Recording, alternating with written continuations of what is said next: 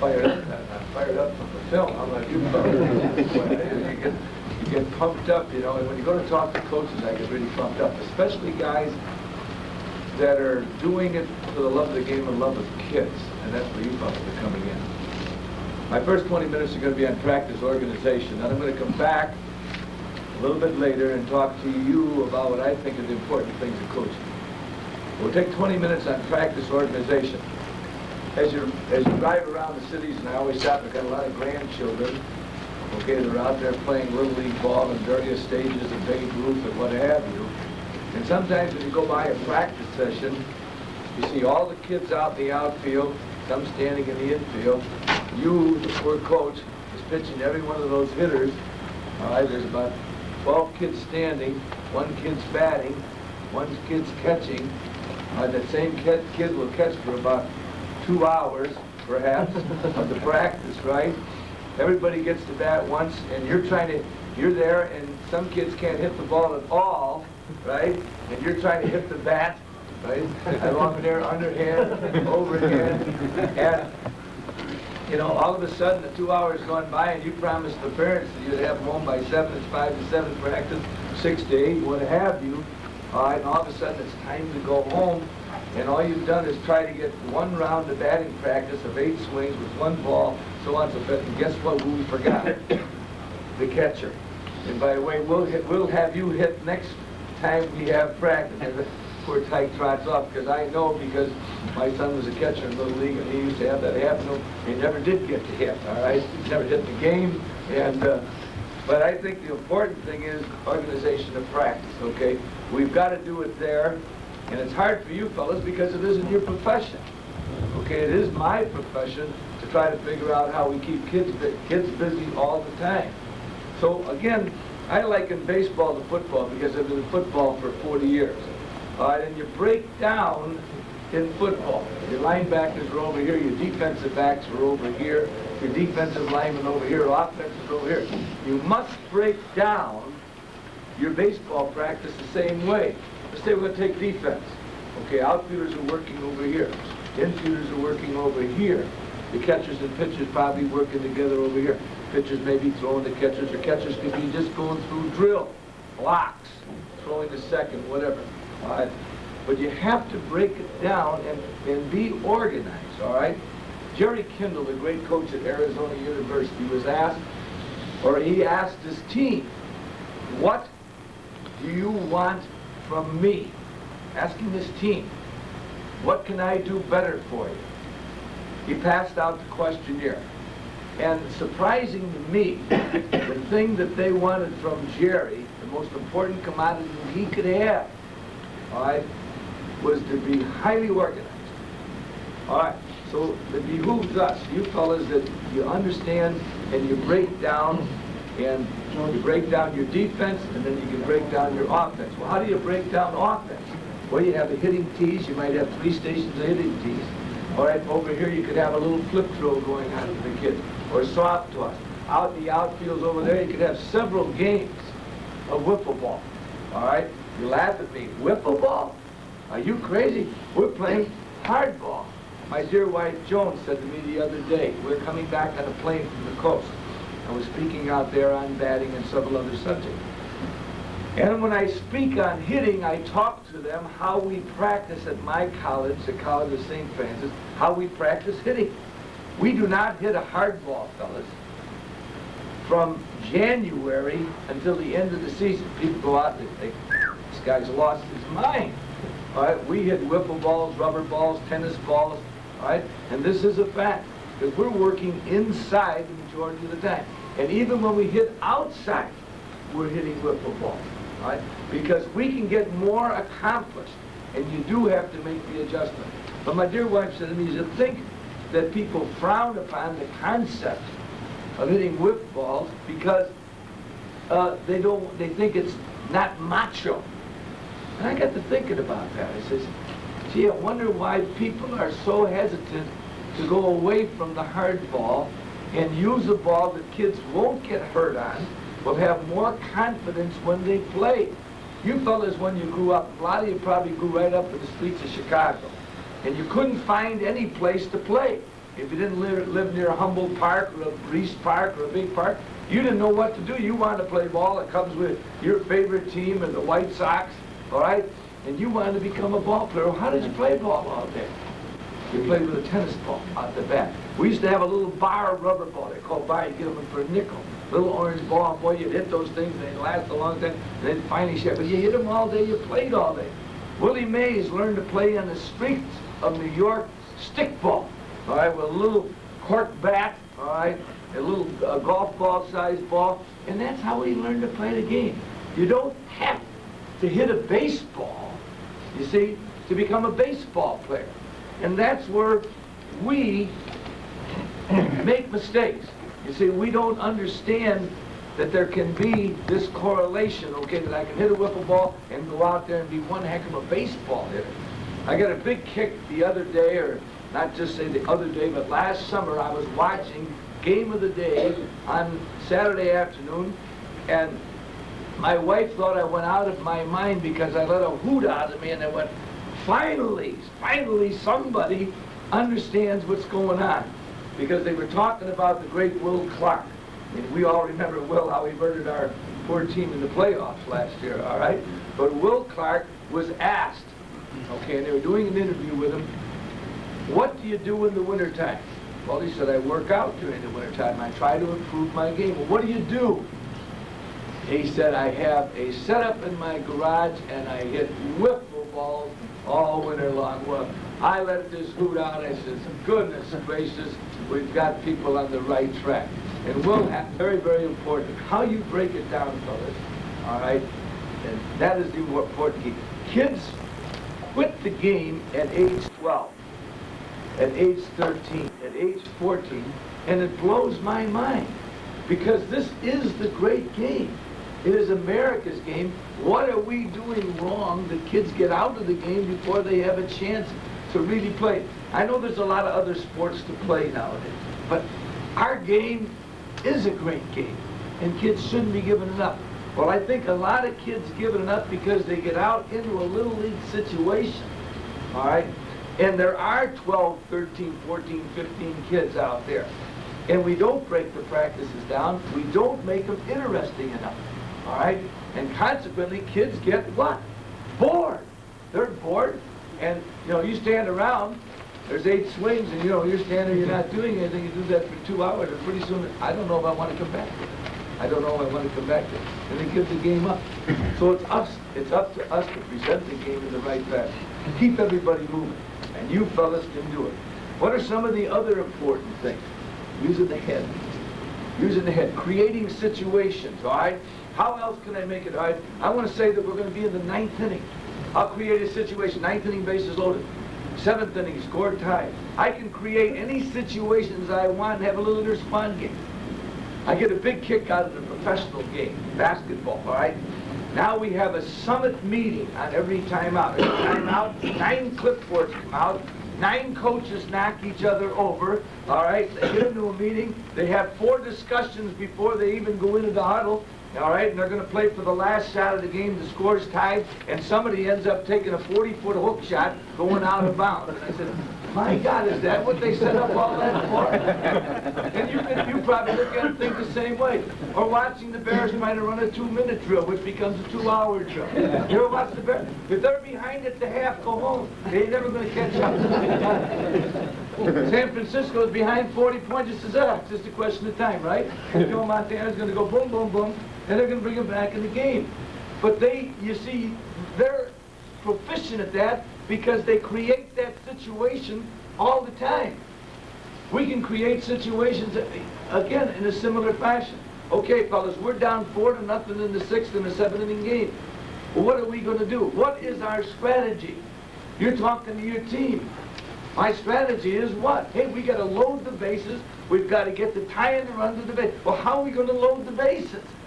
Well, we're going to walk if we can, right? The count's 2-0, 3-1. We're going to take pitches. Gee whiz, boy, that 2-0 pitch, boy, I want that one. That 3-1 pitch. Well, I got to play the percentages.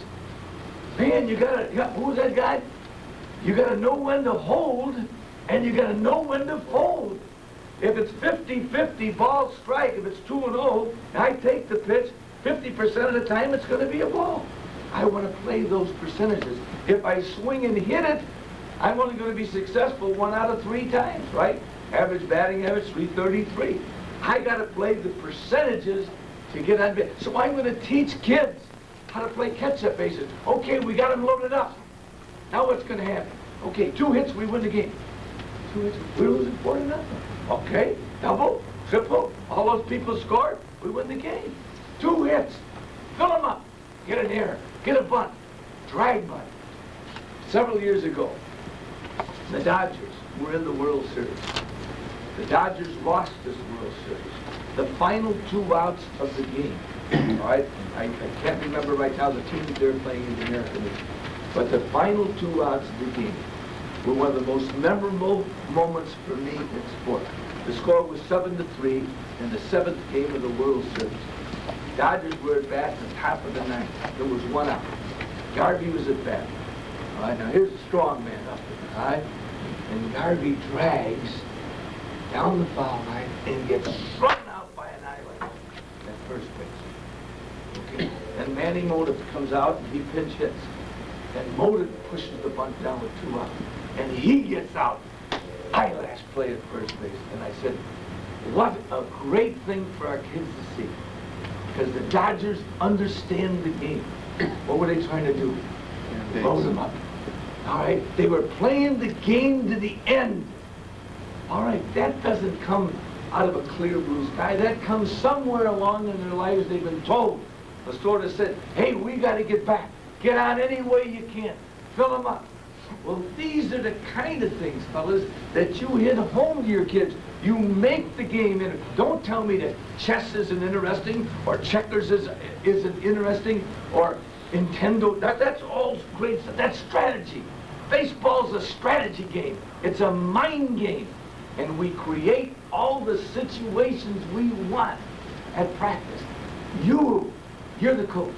You're the guy that's going to do these for the kids. Hey, you want to put the kids under a little pressure? Okay, I'm a pitcher. Okay, Joe, you go to the mound near the end of practice, okay? The bases are loaded, and you get a 3-2 count, and the score's cut. I mean, I got 1 pitch. Yeah, you got 1 pitch. Get it over. 3-2. Here I am. Huh? High score. You create what you want. Okay, you got your infield drawn in. Winning runs on third base. Guy just tripled in the 9th inning. Now you're going to fungo ground balls. And you're going to have that kid run towards home. Okay? Now you don't have to have him slide if you don't want to, but I'm just saying that you can create the pressure. You just created pressure. You understand? We create what we want to do. All right? And we must be adept at everything we do. Punt situation, 9th inning, first guy up and on. 15th inning, first guy up and on. What's he going to do? Okay? Well, they're going to probably move him to second base, first and second. What are they going to do? They're going to move him to second. We've got to cut that run down at third base. We've got to get the force out there. We can't allow him to get to third base. Why? Well, I'll tell you why, son. There's 26 different ways that you can score from third base. Do you fellas realize that? 26 different ways you score from third base. Well, it would be important to get them where? Third base. All right? So we've got to point these things out. All right? And we create the situations in practice. Okay. What are some of the other things that are important in practice? All right? Okay. I don't believe in gamers. Oh, I'm a game player. I don't have to work. There ain't no gamers. You got workers and non-workers, and the non-workers got to go. That's how simple it is. There ain't no game. Well, I'll give you a way. You should see me when the chips are down. I don't want to see you when the chips are down. I ain't going to see you when the chips are down. All right? We're going to work here today. All right? I like the story of Dick Butkus. Ray Elliott told me, the late Ray Elliott told me when he had Dick, he said, when he came across the line in practice at the University of Illinois, we thought we unleashed a mad gorilla. None of our players, none of our own players ever wanted to practice with Dick Butkus because he'd hit everybody all the time. Every game was the big game, the Super Bowl. You understand? Every game was the Super Bowl. So these are the kind of attitudes that we want to have in our practice. If we can get everybody playing like it was the last game of the World Series every day, there is no substitute for their enthusiasm, and there's no substitute for what? Your enthusiasm. We can, fellas, when kids radiate, they get that. You're the sunshine. You're the sunshine coming to practice, okay? And they will absorb you, all right? And when you're full of pep and going and working, they're going to have that same kind of attitude. And if they don't, guess what? Then you don't play.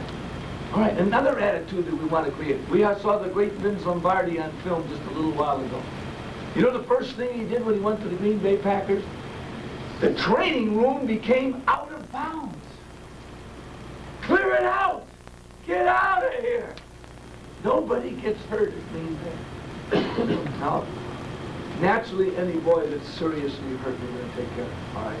I'm not suggesting that.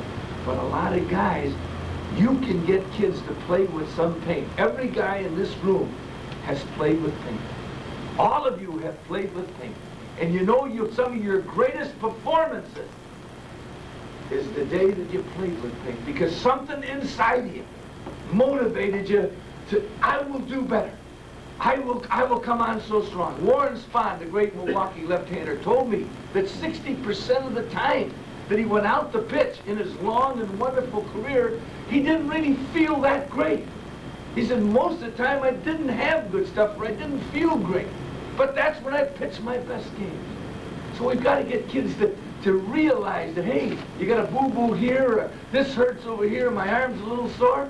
Hey, you go out and play. Johnny Sain told me, the great pitching coach of the White Sox many years ago, one of the great pitchers of all time, he said, I pitched for 2 years with a sore arm. 2 years I pitched with a sore arm. So you can do things, and these are the kind of things that we want the kids to realize. Hey, athletics are tough. This ain't no piece of cake out here. Athletics are tough. All right? And we got to be tough to play. So these are the kids, the kind of things that you're hitting home to your kids on a daily basis. Okay. Finally, your attitude coming off of the field.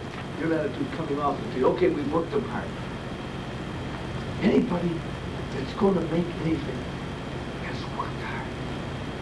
There's no substitute for hard work. And you cannot be a nice guy in practice. I would like to be the nicest guy in the world. Okay, I would. In fact, my wife gets scared of me sometimes when she's around. How could you be so mean to our boys? You know? No, Joan, this is the way it is. We got to drive the guys on. We got to make them work. All right? Kids actually want to work. They don't want to take it easy. They want to be pushed. And then when the practice is over, that's when you let your hair down. Hey, you find out the guy that might have been the toughest, Billy. You know, geez, I just balled Billy out. He wasn't doing this, but I'm seeking Billy out, and I'm walking. I got my arm around Billy. Because I know that Billy may be a little bit down. All right, you seek out that kid, and you talk about you talk about, you know, you don't talk about the game. You can talk about his girlfriend or whatever, any kind of thing that's going to let him know that you love him. And that's one of the big things, fellas, that we have got to get home. Everybody is afraid to show affection. That blows my mind. It's okay. You're showing affection to all the kids. You're not singling out one kid, all right? You don't have to be worried about that. So seek them out. Seek them all out as best you can. And as you close your practices, show the importance, the integrity of you, all right? Picture that we pick up. We get a ball game, and we leave our dugout. We don't leave cups all over the dugout. We help with the field. We help. Teach them to pick up the gear. Every kid has a responsibility. Catcher's got the catcher's gear. Baseball's over here. Everything. You are helping them. Do not let them run off with their parents, all right, or with their girlfriend without doing their duty towards the team. The team is everything, and that's part of being in the team. And I've never seen a successful ball club that didn't act and look first class when it comes to cleaning your locker room, cleaning your dugout, how you conduct yourself on and off the field, how you treat umpires, okay? This bologna sausage that you have to abuse umpires to be a successful manager, there's nothing further from the truth, all right? And the film there about the greatest of them all. In my office at school, I have one picture up, and that's Joltin' Joe DiMaggio, okay? And you know the reason why? Because he is a class act. He is a class act today, and he was the classiest baseball player I ever saw.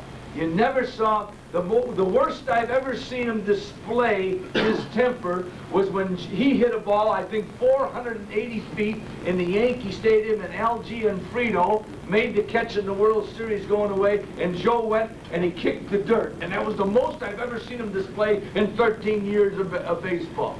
But don't tell me that fellow wasn't intense. And don't tell me that guy wasn't there every day.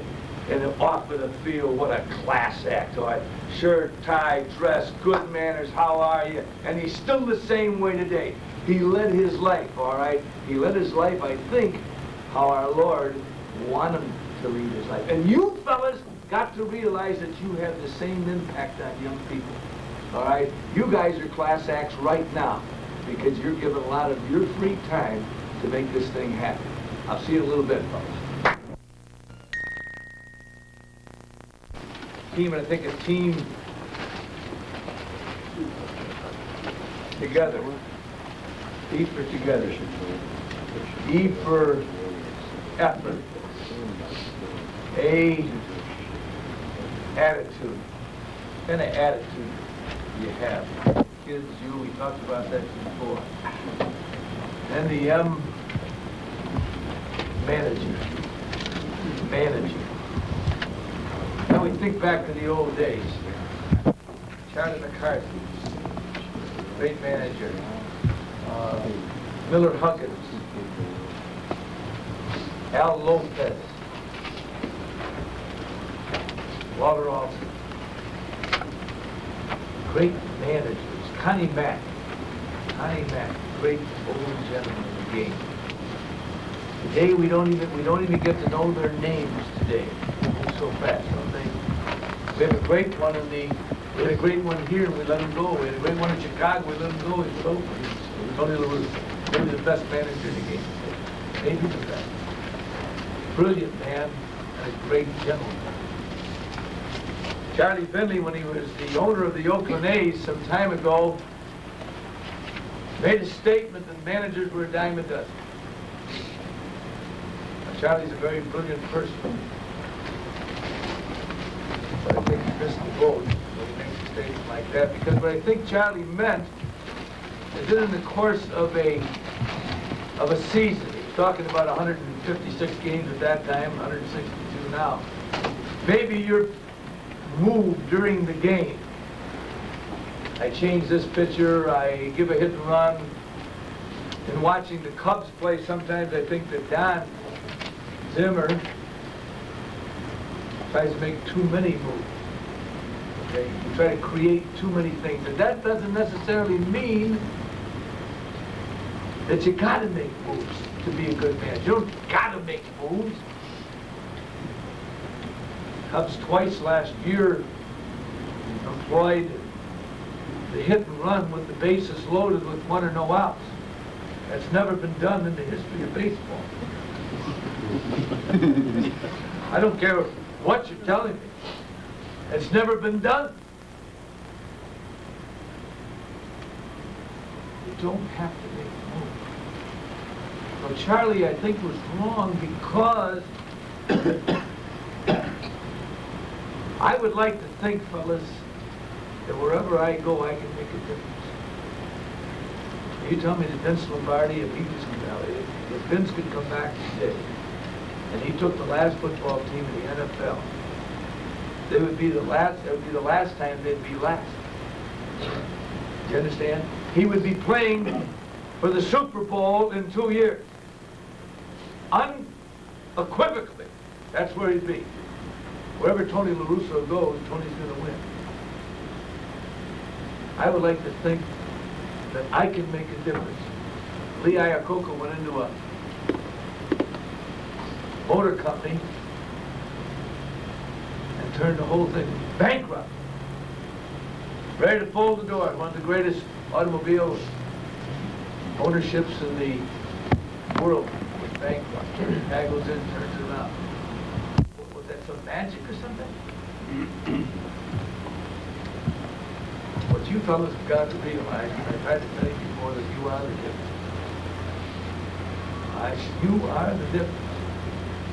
You don't necessarily have to make that move. Lefty, righty, bunt, whatever. Game strategies, they'll take care of themselves. You'll make some good moves, but guess what? You'll make some bad moves. I went to a 5-man infield one time in the World Series last year. Took an outfielder, brought him in behind second base as in the softball concept, as we remember in Chicago, playing the 10-man softball, so we played with a 5-man infield in a critical situation. All right, I looked at the hitter. I knew he was a pull hitter. Both my outfielders over to center field and left field, a right-handed hitter. Okay. I believe the bases were loaded. 5-man infield, 1 out. Guess where he hit it? He played by the first baseman. How many guys running? That's a triple. That was a great move, wasn't it? I used it in the World Series last year against Lewis and Clark. Okay, it was a 3-up game. I went into a 5-man inning in the last game of the World Series. There's 5 people, all of it, 6,000 people at Lewis and Clark College when we were playing. Ooh, ha! They were all excited. Oh, what's going to happen? It's great, it happened. Bam, base hit. Wasn't such a good move, was it? And I changed pitchers in the World Series, and boy, I could have I had an open base, and a lefty had drilled this for 3 previous days. I had an open base, and I says, nuts, that son of a bucker, you're going to do it again. He did it again, and wham! Well, we're too Spahn. I ain't going to go home, and I ain't going to run in front of trucks. Because I know I'm going to do that. All right? I watched the game. Peter was describing how I watch a baseball game. I'm like Tom Landry. I can't talk and think. When I'm watching a baseball game, I'm in. From the moment I walk on that field, I'm in the game.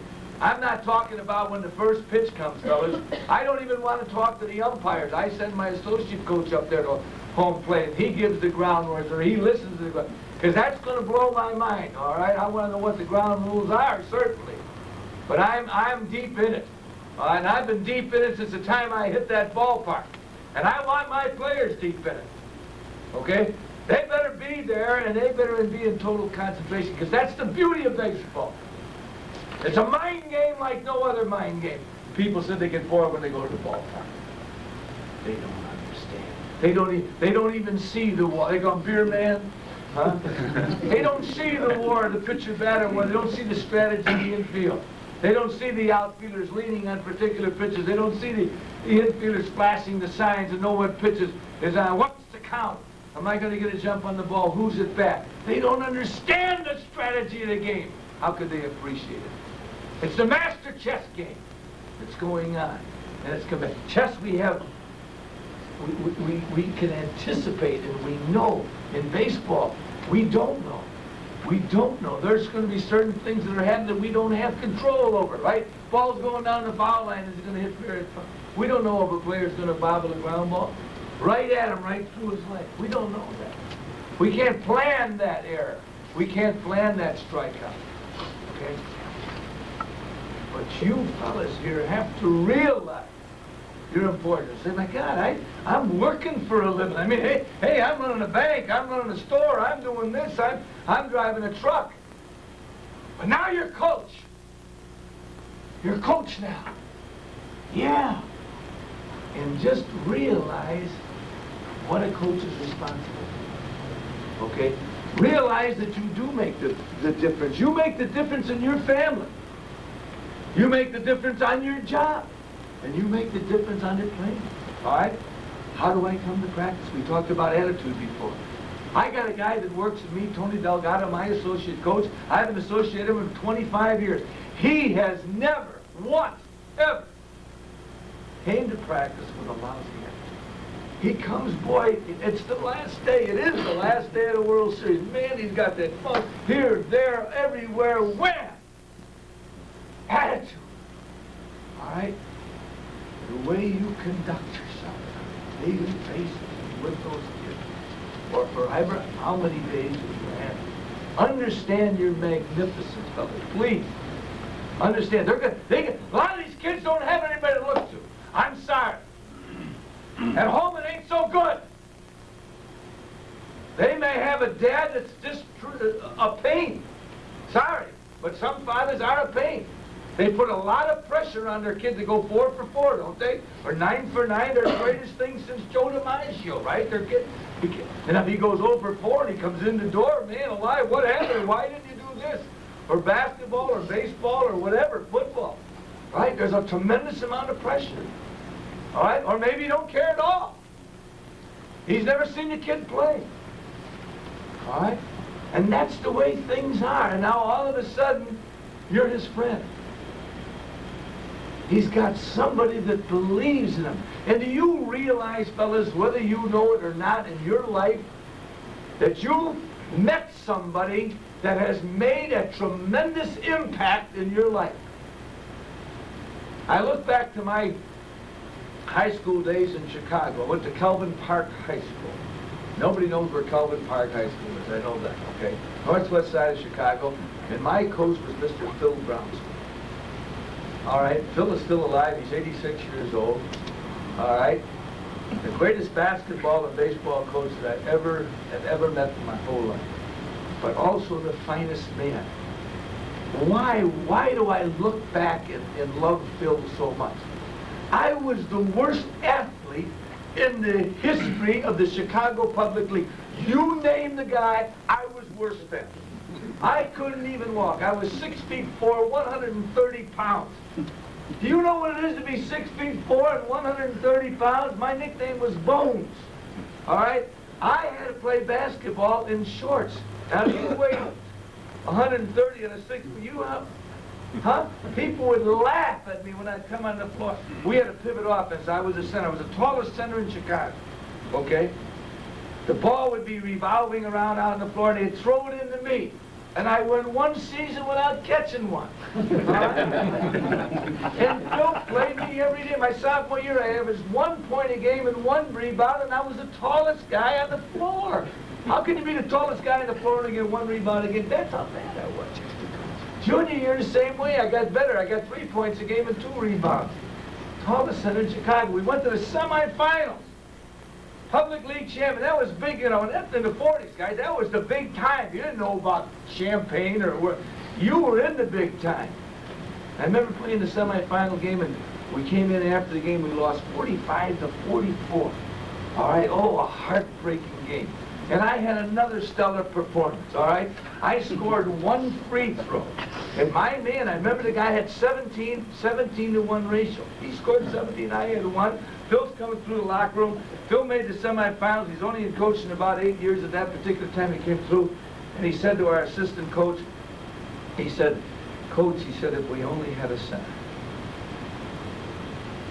Only had a center. Now, guys, man alive, you know what you felt like. You know, you let the club down, you let everybody to school, you know. But the man stuck with it. When it came our senior year, and nobody was going to college in those days, he said, Gordie, you're going to college. He said, I've got a tuition scholarship for you at the University of Illinois through Mr. W. But through Phil's influence, I went to college. Nobody was going to college before. All right? You went to work, you went to the war was on. All right, and he influenced my life. And somebody has influenced your life, and you have the opportunity now to influence somebody else's life. And it may be only in the summertime. But you know what you're doing? I played for a fellow named Wally Rutger at the University of Illinois. Was my baseball coach. He was an outfielder with the St. Louis Cardinals. I had the man for 1 year. And he, like Phil, has made a tremendous impact in my life. I never met a finer man. I knew him 1 year. He was our center coach in basketball, and he was my head baseball coach at the university. Tremendous impact on my life 1 year. Now, you may have a kid 1 or 2 summers. You don't have to be the most brilliant man since Walter Alston. All you got to do is what? love him and encourage him and believe in him. Do you understand? Believe. Have somebody believe in you. God, do you understand how far you can take a kid? Do you understand how far you can reach? Hey, my coach, he feels that. He senses that. You did. You sensed it when it was happening to you, whether it could be in a math class, a chemistry class, whatever, on the job. To have a boss that believes in you, sales manager that believes in you, that's helping you out. And that's what Charlie doesn't understand. You can't change managers month after month, year after year. That's the trouble with the Yankees. And you would think that somebody that as smart as the owner supposedly is could realize that. You must have stability and longevity, all right, and have somebody that is a tremendous leader on a daily basis, the guy that's setting the tone. Think of all the things, fellas, that you are responsible with each individual. I mentioned myself going to college, the education of the young man or the young lady. Hey, some of you guys may be in girls softball now, which is fabulous. Man, I get pumped up watching those girls. Peter was describing throwing a ball. I go into the gym, and our girls softball team throws the ball better than my team, and we're supposed to be ranked #1 in the nation. These girls are whipping that baby around. Tremendous. All right? So we talked about the education, a positive influence. How you doing in your studies? You don't have to talk baseball. How you doing? You're encouraging them. Hey, you know that if you're going to go on to school, you've got to get these grades now. You know, how you doing in chemistry? How you doing in whatever? How you doing in auto shop? The guy don't have to be magna cum everything. Huh? Hey, that guy, you're magna cum everything, and you have trouble starting your automobiles. All right, that guy flips the lid up there, and boom, he's got everything figured out, and he's a dummy. Huh? He's dumb like a fox. All right? How about the mental health of these kids, too? I mean, today, they get down. I mean, we got the drugs. We're in a war. We're in a war. You guys are in a war every day in your neighborhood, in your block. Are the bad guys going to win or the good guys going to win? We're the good guys. We're the good. I know that I got to make an impact on my kids. These guys over here got tremendous amount of pressures on them when they get into college and in high school. Grade school. Junior high, right? We got people that are trying to push dope on our kids. 11 years old. They don't deserve a second look. We ought to just take our cars and run guys over like that. Right? Really? I don't know about the law. I'll shoot first, we'll ask questions later. I really believe in all that stuff. I'm not a good guy when it comes to that stuff. Because they're hurting people. They're hurting our kids. How can we allow that? How can we tolerate it? And you guys, that guy thinks about drinking. That guy thinks about using narcotics, drugs. They're going to say, what does Bob think? I can't do that to Coach. No, I'm not part of this scene. You may make the difference in the guys getting going that way or not. And you don't even know it. Because of the way that you live your life. The way that you live your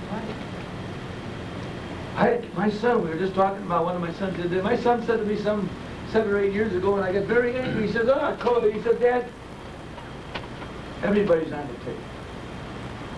Everybody's on the tape. Here I am in my 50s, and he tells me this. I said, hey, Greg, you're looking at a guy that has never been on the tape.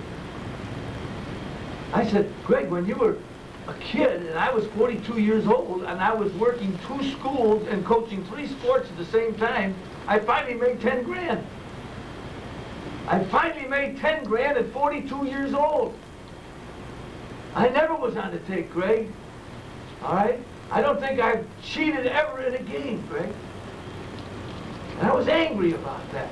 And I said, hey, I'm not the Lone Ranger here. There's tons of guys out there. I said, we don't hear about the good guys. We always read about the bad guys. That's the problem. And you guys are good guys. Because why? Because you're giving something back, right? You're giving yourself to the kids. You've lived this experience. You see? You've gone through it. Now you want to give something back. I don't care about the W Lombardi is in the Elves. Yes, we should have the will to win. Yes. All right? Lombardi said, yes, that's fine. We can do that. He said, winning isn't everything, but the will to win is. Winning isn't everything, but the will to win. That's important. Yes, we want to play hard.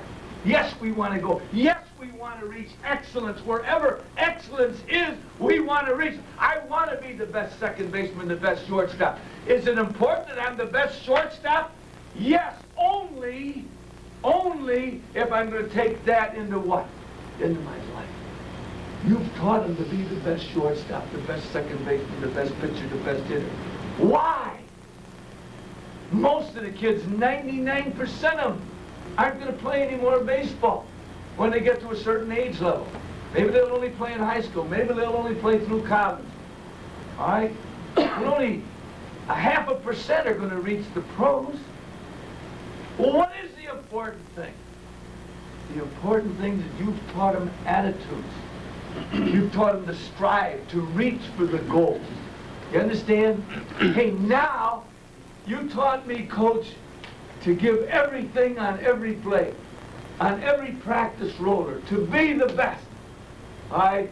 Now when I go out on the job, now I've gone to school, I've majored in accounting, I've majored in this or whatever it is. I remember what Coach said. Somewhere back here, I remember what Coach said. Be the best. Do the best. Try the hardest. I remember these things. He talked about being a good person. He talked about being a good man. He talked about being honest. Lombardi was playing in Chicago one day. The Packers were punting out of their end zone, and Donnie Anderson was the punter, and he was a left-footed punter.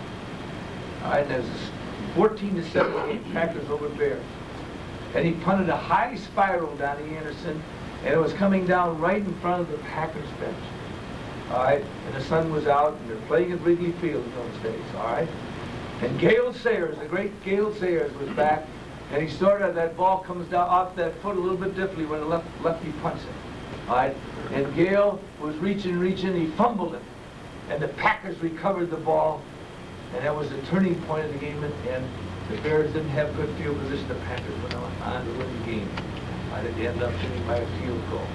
But Vince was asked after the game. He said, oh, I bet your Packers were all yelling at Gale on the sidelines there when that ball was coming down. Drop it, Gale, or something like that.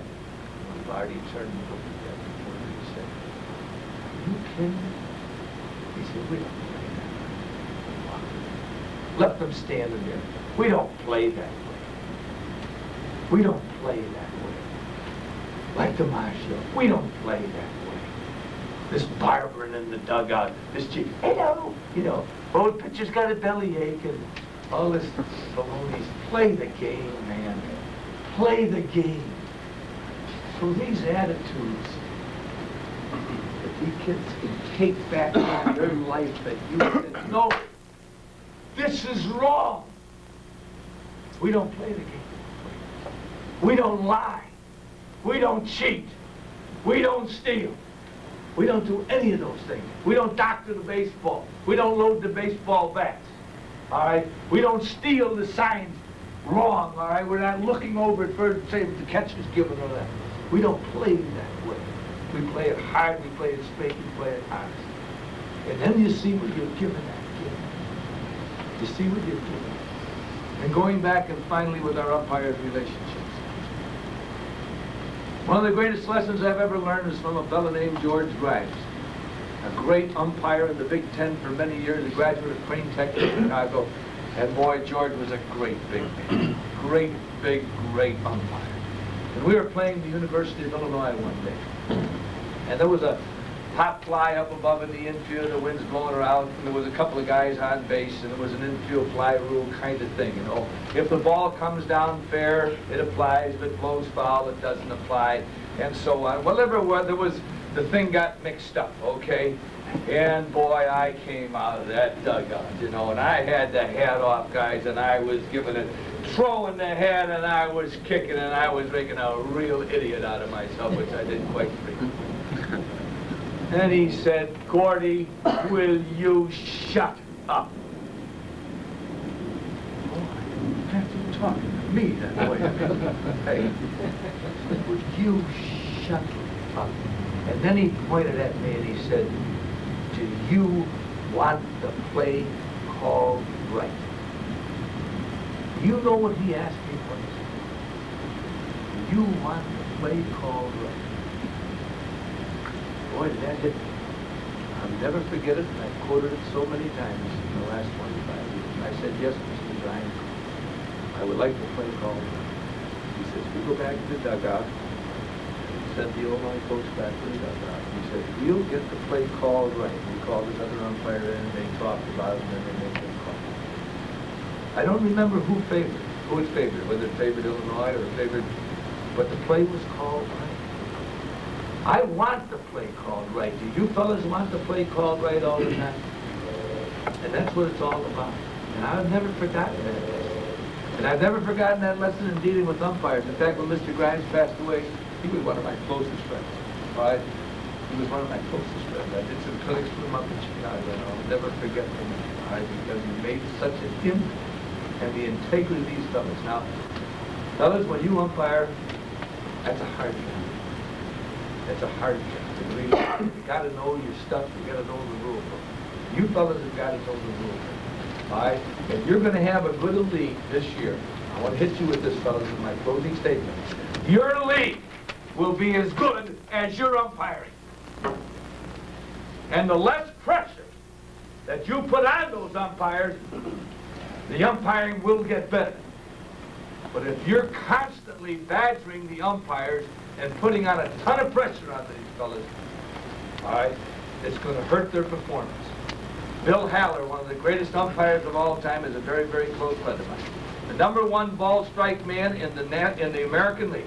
He was the #1, the best. And for some reason, he said, when he went into Yankee Stadium, the umpire, he doesn't know why. But that ballpark influences ball strike. He said, I'd never called a good game in Yankee Stadium. And he said, the more I went in there, the worse I got. And this was the best. Why am I saying this for you? Hey, they can have bad days. Did you ever have a bad day? We've all had bad days. We have to accept that, but we have to understand that the kids are watching us. These aren't dogs out there in black suits. All right? Treat them like gentlemen and ask them to do the same to you. But you will take your league, fellas, that high, all right, if you have that kind of understanding. All right? Don't go out there. It'll destroy you.